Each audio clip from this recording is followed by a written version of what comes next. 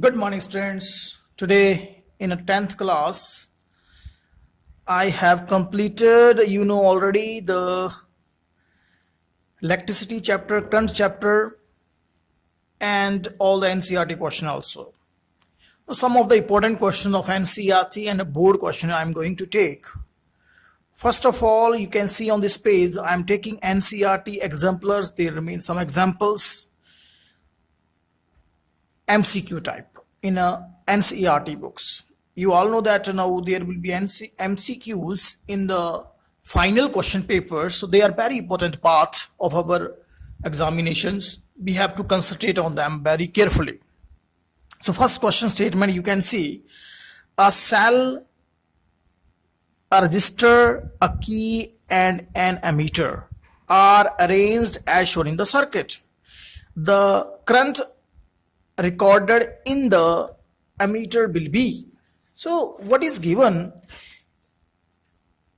There are three circuits, and we have to tell that in which circuit the current is maximum in 1 or 2 or 3 or same in all, like that. So let us see first of all the circuits. Is there any problem? Then we will identify that. See here, positive, all the keys are closed, that's okay, current can be there.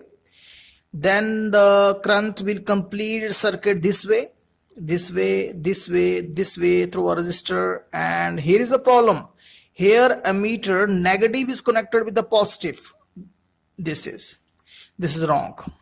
Okay, positive should be connected with the positive and negative with the negative. This is the problem. So here there will be no current. Now here positive connected with the positive and negative connected with the negative, that's okay.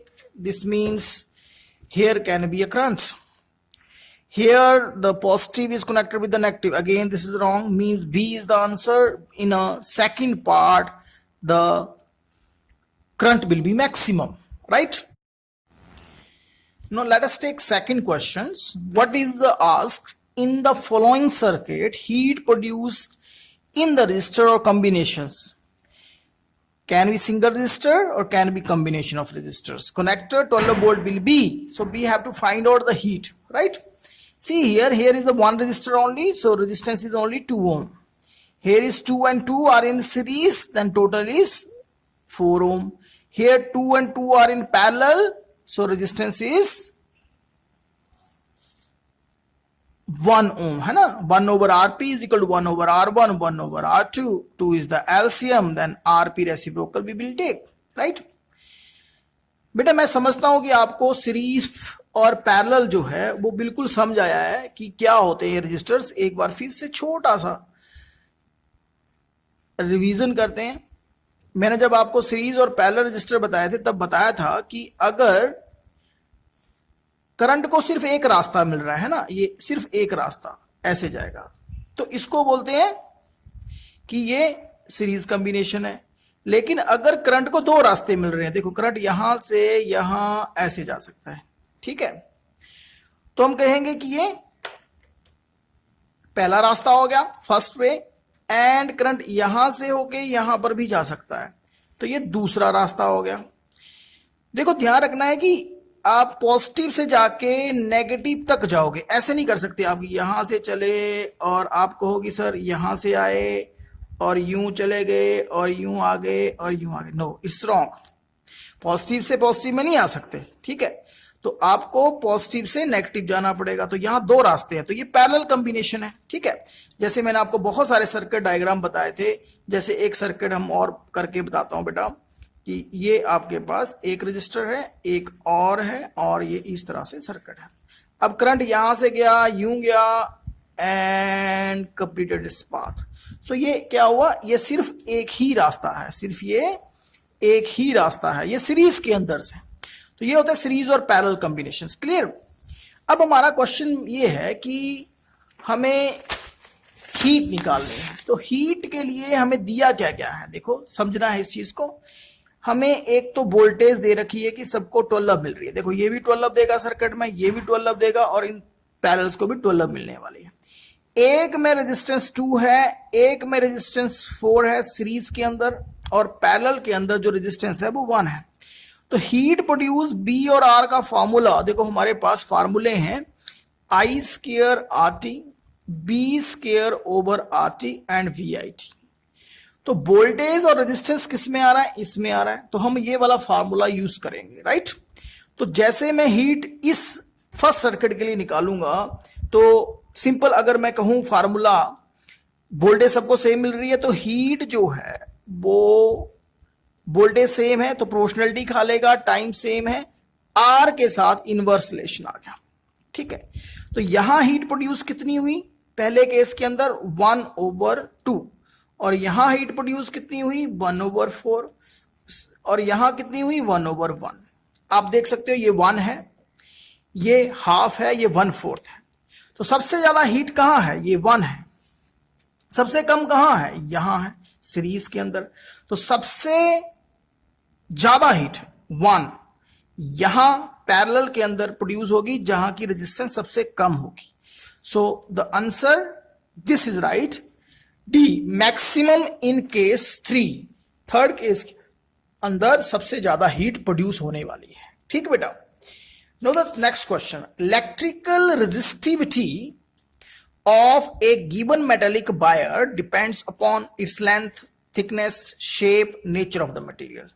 Resistivity और resistance दो चीजें हमने पढ़ी। हमने एक relation किया R is equal to rho L over A. हमने कहा जो हमारी रेजिस्टेंस है किसी भी सबस्टांस की, मान लो ये सबस्टांस है हमारे पास, इसकी नंबर 1 मटेरियल पे डिपेंड करती है, 4 बातें हमने कही। नंबर 2 लेंथ के साथ डायरेक्ट रिलेशंस, जितनी ज्यादा लेंथ उतनी ज्यादा, एरिया के साथ इनवर्स, और टेम्परेचर के साथ रिलेशन है। टेम्परेचर ज्यादा तो मेटल्स के अंदर ये ज्यादा हो जाती थी, क्या रेजिस्टेंस ज्यादा हो जाती थी। लेकिन ये जो रेजिस्टिविटी है इसके बारे में हमने कहा कि resistivity is equal to R, है ना, resistivity is equal to R A over L. This is 1 metre square, this is 1 metre. तो इस मैटर से, इस सबस्टांस से अगर हमने 1 मीटर स्क्वायर एरिया और 1 मीटर लेंथ निकाल ली, तो उसकी जो रेजिस्टेंस आई वो इस मटेरियल की रेजिस्टिविटी है। अब आप बड़े सबस्टांस से निकालोगे तब भी उतना ही पोर्शन निकालना है, तो रेजिस्टेंस तो हमेशा सेम रहेगी, है ना। बड़े पोर्शन से भी छोटा एक बराबर पोर्शन निकाल रहे हो, छोटे से बराबर पोर्शन निकाल रहे हो, तो रेजिस्टेंस तो उतनी ही है, समझा रहा है ना। जैसे मान लो आपके पापा के पास 1 लाख रुपया पड़ा है तिजोरी के अंदर, ये वाला, और आपको वो 100 रुपये देते हैं खर्च करने के लिए, और आपकी मम्मा के पास 1000 रुपया पड़ा है और आपको वो 100 रुपये देते हैं, किसने ज्यादा दिया, दोनों ने बराबर दिया ना। तो वही चीज यहां है कि जो रेजिस्टिविटी है वो एक फिक्स लेंथ और एरिया ऑफ सेक्शन के सबस्टांस की है। तो मटेरियल टू मटेरियल, मटेरियल अलग होगा तो रेजिस्टेंस अलग होगी। तो सिर्फ मटेरियल पे और टेम्परेचर पे ये जो रेजिस्टिविटी है ये एक तो मटेरियल पे डिपेंड करती है, कौन सा है, कॉपर है, सिल्वर है, अकॉर्डिंगली होगी, और एक टेम्परेचर पे करती है, बस 2 बातों पे। रेजिस्टेंस 4 बातों पे और ये 2 बातों पे करती है। तो हमारा क्वेश्चन था कि रेजिस्टिविटी किस चीज पे डिपेंड करती है, लेंथ पे नहीं करती, थिकनेस पे, एरिया पे नहीं करती, शेप पे नहीं करती, नेचर ऑफ द मटेरियल्स पे करती है रेजिस्टिविटी। तो ये आपका आंसर सही है। A current of 1 ampere is drawn by A filament of electric bulb, है ना। एक फिलामेंट है वो आपका क्या कर रहा है, एक 1 एम्पियर करंट ड्रॉ कर रहा है। देखो ये क्वेश्चन नंबर अब हम 4 कर लेते हैं, है ना। तो 4 क्वेश्चन में क्या है कि एक फिलामेंट से 1 एम्पियर करंट चला गया। चलो पहले स्टेटमेंट लिख लेते हैं। Number of electron passing through the section in 16 seconds. तो हमें करंट दे रखा है 1 एम्पियर और हमें टाइम 16 सेकेंड्स के अंदर, 16 सेकेंड्स के अंदर हमें बताना है कि वो कितने इलेक्ट्रॉन्स निकाल देगा, कितने इलेक्ट्रॉन्स।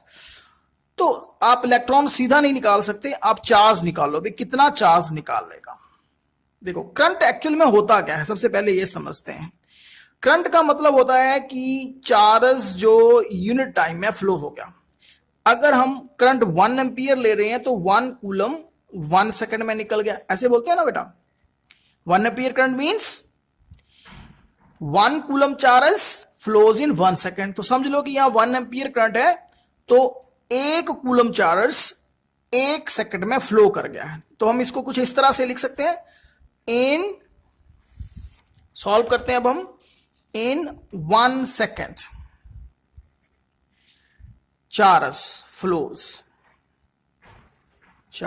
फ्लोज, कितना चार्ज फ्लो हुआ है, 1 कूलम। तो है ना, 1 सेकंड के अंदर चार्ज फ्लो हुआ 1 कूलम। तो 16 सेकंड्स के अंदर कितना हो गया, 16 कूलम हो गया। क्लियर हो गया, समझ आ रहा है। अब हमें यह नहीं निकालना कि 16 सेकंड में कितने कूलम चार्ज फ्लो हुआ, हमें निकालना इलेक्ट्रॉन्स। ठीक है, तो सिंपल सा बात है कि 1.6 इंटू 10⁻19 कूलम चार्ज 1 इलेक्ट्रॉन पे होता है। तो 1 कूलम चार्ज कितने इलेक्ट्रॉन पे हो गया, on so much electrons. Then 16 coulomb charge कितने पे हो गया,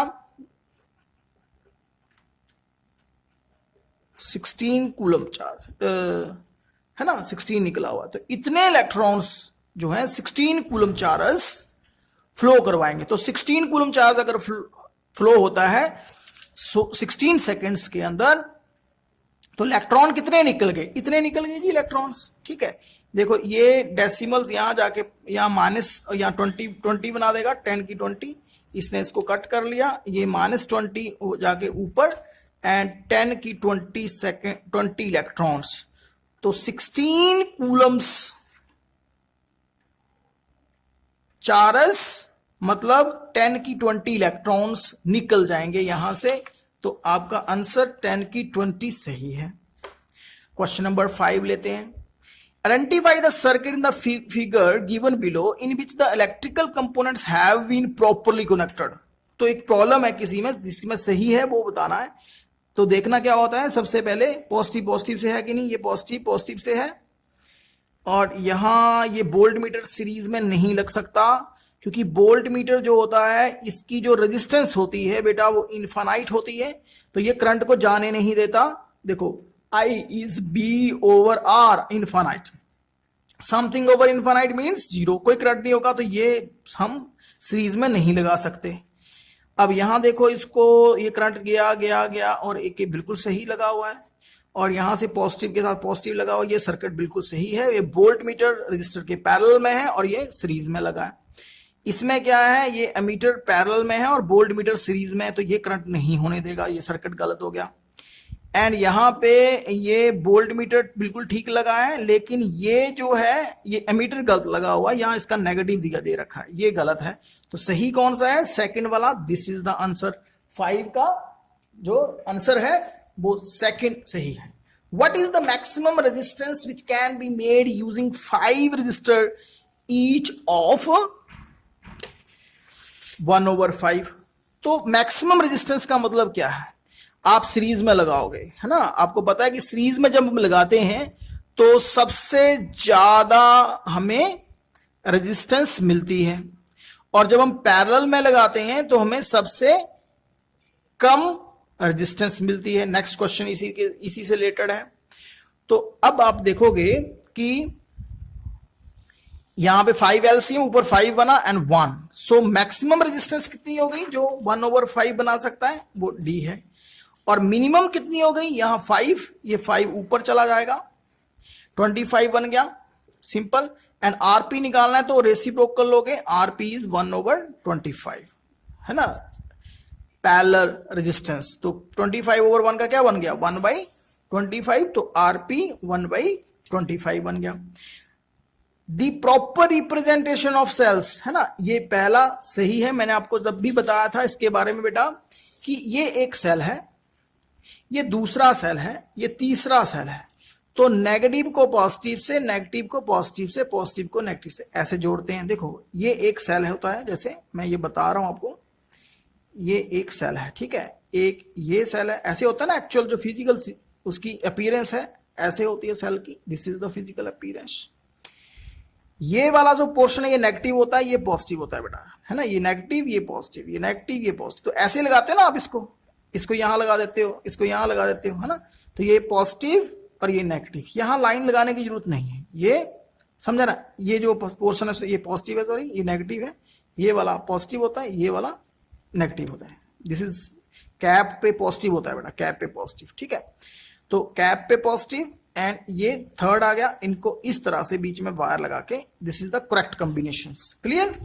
no question number 9, question number 9 I will take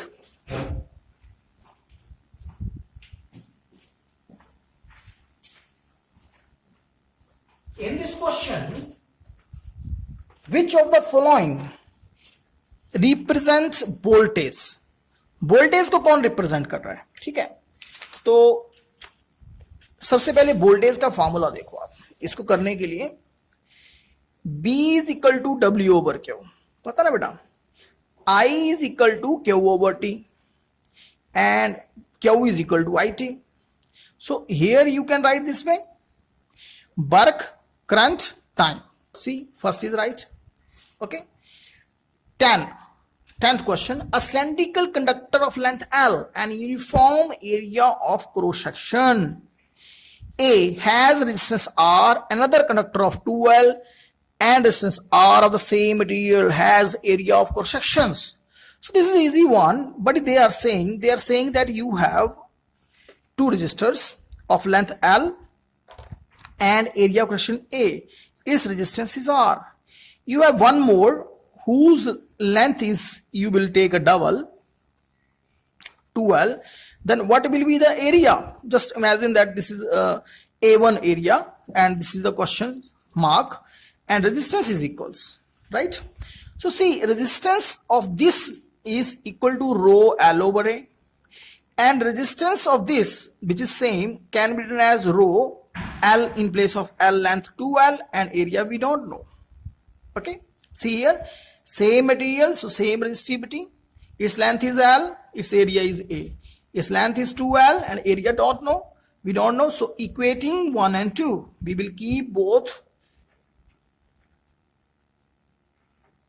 right and left this way, rho will cut rho, L will cut L, and you can see this area was the question mark and this will go here and cross multiply, A1 is 2A, meaning is its area of cross section will be double to the this one.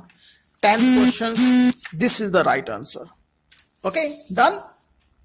Now the next one is, a student carries out an experiment and plot a graph, है ना, एक उसने graph किया और resistances दिखाई।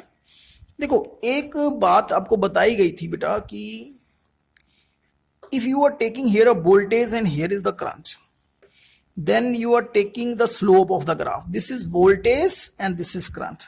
The line voltage over current, V over I is the resistance.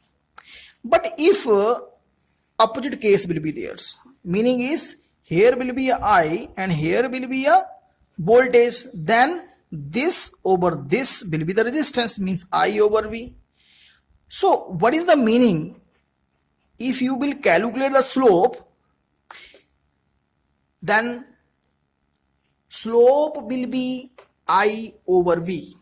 Slope will be I over V.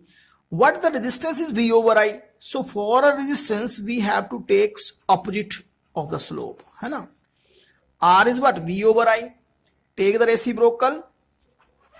Then take the reciprocal of slope also. Meaning is, in this graph, if somebody is saying that this is the line and this is the line, right? This is the first line here, this is the second, this is the first line, this is the second line. Okay. So you can see that this line has a less slope and this has a higher slope, है ना? देखो इधर slope 0 है, slope बढ़ रहा and ये slope ज़्यादा है, मतलब इस line का resistance जो है वो ज़्यादा हो गया, ठीक है? अब इस लाइन का स्लोप ज्यादा है, स्लोप का उल्टा यहां रेजिस्टेंस होता है, मतलब यहां रेजिस्टेंस जो है वो लेस हो गई, मतलब उल्टा हो गया, सिंपल। अगर बी ऊपर है तो रेजिस्टेंस ऊपर वाले की ज्यादा हो गई, अगर आई ऊपर है तो ऊपर वाले की कम होगी, नीचे वाले की ज्यादा होगी। It's simple. सो यहां पे इस ग्राफ में क्या किया, आई यहां रखा है, वी यहां रखा है, तो उल्टा हो रहा है, मतलब जो रेजिस्टेंस है वो इसकी R3 ये ज्यादा है, R3 is more, R3 R2 R1, this is the right answer. R3 की ज्यादा, फिर उससे कम, फिर उससे कम। Question number 12, if the current I through a resistor is increased by 100%, the increase in power तो चलो देखते हैं इस क्वेश्चन को हम कैसे कर पाएंगे। कभी भी कोई भी चेंज आता है, ये कहता है कि इफ करंट इज आई, तो करंट कितना है, आई है, और उसमें 100% का इंक्रीज हो गया। 100% का मतलब क्या होता है, जैसे आई करंट है तो डबल हो गया, 100% आई था तो आई बढ़ गया है ना, 2i हो गया, तो नया करंट कितना हो गया, 2i, this is a new, है ना। अब कहते हैं पावर में क्या चेंज आया है, पावर में क्या चेंज आया, रजिस्टर में ये लगाया हुआ है। देखो फर्स्ट केस में कहता है कि जो पावर होती है वो आई स्क्वायर आर होती है। मैं ये फार्मूला क्यों लगा रहा हूं, 3 फार्मूले हमारे पास, ये इसलिए लगा रहा हूं कि इन्होंने रजिस्टर वर्ड यूज किया कि रजिस्टर में लगा रहे हैं और करंट को चेंज कर रहे हैं, तो जिसमें करंट और रजिस्टर है वो वाला फार्मूला मैं यूज कर रहा हूं, ये P1 आ गया। और जो नई पावर आ गई वो कितनी हो गई, करंट का स्क्वायर आई स्क्वायर 2i का स्क्वायर बन गया, है ना, करंट की जगह कितना आ गया 2i एंड आर, तो ये बन गया 4i स्क्वायर आर, मतलब I square R is equal to P1, that is 4P1। So पुरानी पावर P1 है और जो नई पावर है वो हमारी है 4P1। तो कितना परसेंटेज चेंज आया, तो ध्यान रखो एक फार्मूला हर जगह यही लगता है, फिजिक्स में नहीं, मैथमेटिक्स, हर एक एग्जामिनेशन, जो भी आप एग्जामिनेशन दोगे, कंपटीशन एग्जामिनेशन, यहां लिखो ऊपर चेंज, जो चेंज आया और किस पे चेंज आया, इनिशियल वैल्यू यहां लिखो और 100 से मल्टीप्लाई कर दो, change over initial value into hundreds. So what is the change, change means P2 minus P1, final power, initial power over initial power into hundreds. So this is, so you can calculate this, P2 is 4P1, P1 is minus P1, है ना, and this is P1, you know 100, it's simple now, 3P1 and P1 into hundreds, meaning is 300%. So 300% का change आएगा power के अंदर, समझ आ रहा है बेटा। एक बार फिर से ये फार्मूला जो है ये ध्यान रखना है, change over initial value into hundreds, तो यहां से आपको आंसर मिलने वाला है। No question number 13, the resistivity does not change, resistivity change नहीं होती, द मटेरियल इज चेंज, अगर मटेरियल चेंज होता है, द टेम्परेचर इज चेंज, अगर टेम्परेचर चेंज होता है, the shape of the resistor is change, shape change होती है, both material and temperature change, the does not change, change नहीं होती, कब नहीं चेंज होती, अगर शेप चेंज होती है। देखो मैं भी बता के हटा हूं कि मटेरियल होता है, टेम्परेचर होता है, ये दोनों चेंज होते हैं तो चेंज होती है, शेप से चेंज नहीं होती रेजिस्टिविटी। अब नेक्स्ट क्वेश्चन में बताया है कि आपके पास पैरेलल के अंदर देखो एक 40 वाट का बल्ब लगा है, एक 60 का, एक 100 का लगा है, ओके, तो सबसे ज्यादा कौन, which of the following is likely to happen regarding their brightness, सबसे ज्यादा कौन चमक रहा है, 100 वाट का बल्ब जलेगा, ये घर का सर्किट है एक तरह से, 60 वाट का मीडियम और 40 का, राइट। तो इसको आप ध्यान से देखो, इसमें सी ऑप्शन लिखा है, brightness of bulb B will be more than A, B bulb की ब्राइटनेस ए से ज्यादा होगी, ये तो ठीक ही है, बाकी स्टेटमेंट्स गलत है, आप ध्यान से देखें इनको। 15, in electrical circuit, two resistors of 2 ohm and 4 ohm respectively are connected in series to 6-volt battery. The heat dissipated by 4 ohm resistor in 5 seconds. So see here, what is the main thing? 2 ohm is there and 4 ohm is there, and they are connected with 6 ohm, 6 volt, right? This way. The heat dissipated by the 4 ohm, its heat we have to find out in a 5 seconds, right? Now the formula for a heat, we can use I square RT. Okay, what is the current in it? I told you already, when two resistors will be in series, then find out the total current, and total current will be the current in individuals. देखो 2 + 4 6 हो गया, 6 volt here and 6 ohm.